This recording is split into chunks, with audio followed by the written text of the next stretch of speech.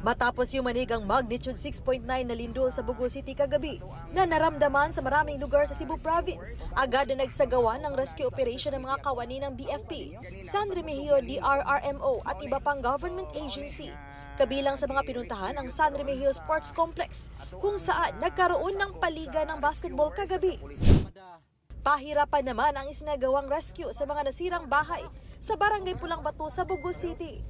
9 na adults at 4 na mga bata ang nasawi sa Bugo City. Nasa mahigit 20 naman ang mga naitalang sugatan na isinugod sa mga ospital. Agarang tulong katulad ng mga heavy equipments at iba pang rescue equipment at personnel ang ipinadala ng Cebu Provincial Government. Gumuho ang Archdiocesan Shrine of Santa Rosa de Lima sa Daan Bantayan. Nasira din ang iba pang mga simbahan sa Bantayan Island, Cebu. Nakuna ng video ng netizen ang pagkasira ng mga Christmas lights at pagkahulog ng isang bahagi ng simbahan. Tila sumasayaw naman ang tulay ng Mactan-Mandawi Bridge sa kasagsagan ng lindol. Dahil sa lakas, hindi na nakayanan ng mga motorista ang magpatuloy sa pagmaneho. Huminto sila sa kalagitnaan. Isa sa mga motorista napahawak sa railing ng tulay.